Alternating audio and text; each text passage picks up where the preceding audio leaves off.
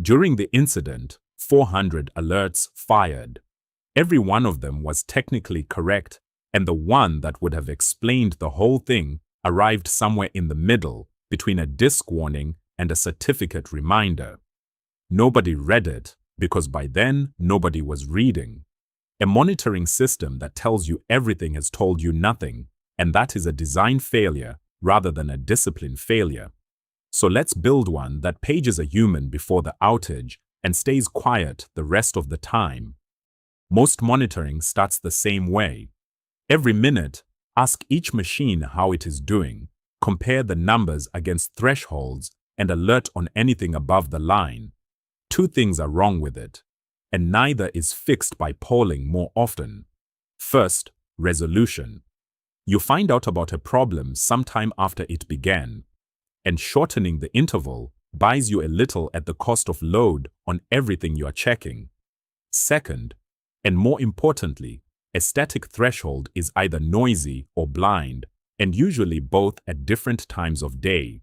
Set processor usage at 80% and you get paged every weekday morning when the batch runs. Raise it to 95 and you miss the slow climb that matters. The threshold is trying to encode normal as a single number, when normal is a shape that changes with the hour, the day, and the release. The shift that makes prediction possible is to treat metrics as a stream and to alert on how things are changing rather than where they currently are. Instead of asking each machine for its state, have everything emit measurements continuously into a pipeline that keeps running aggregates over recent windows. Now the question you can ask changes completely. Disk is 91% full is a fact that will page you at 91 whether the disk has been at 90 for a year or arrived there in 10 minutes. Disk will be full in 40 minutes at the current rate is a different statement entirely, because it carries the slope, and the slope is what tells you whether there is an outage coming. That is a derivative over a window, which is a natural thing to compute in a stream and an awkward thing to compute by polling. The same machinery gives you the rest of it. Rates, percentiles over a window, and comparisons against the same time last week rather than a fixed number. Now the harder question, which is not how to detect things, but which detections deserve a person. The 400 alerts were mostly causes. A queue was long, a node restarted, memory climbed on one host. Causes are numerous, frequently harmless, and only sometimes connected to anything a customer notices. Symptoms are few. Requests are failing, the page is slow, orders are not completing.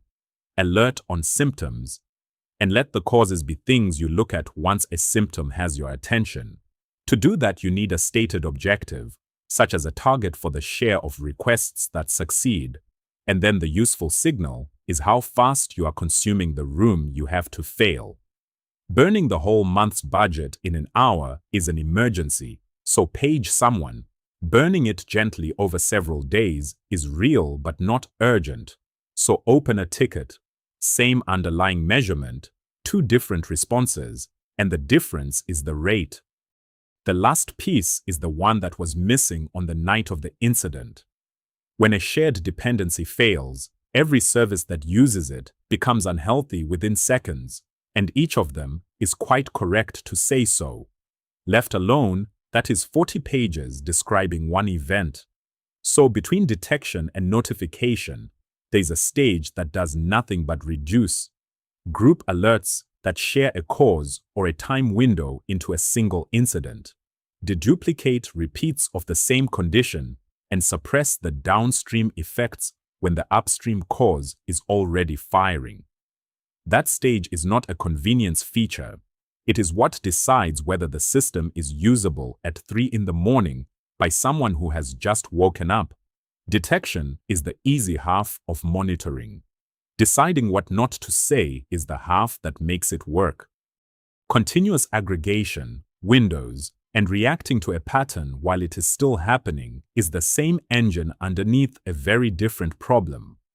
The real-time fraud detection series builds it end to end. including the parts we glossed over here: what happens to your Windows when events arrive late, and how the running state survives a worker dying. That is where to go next.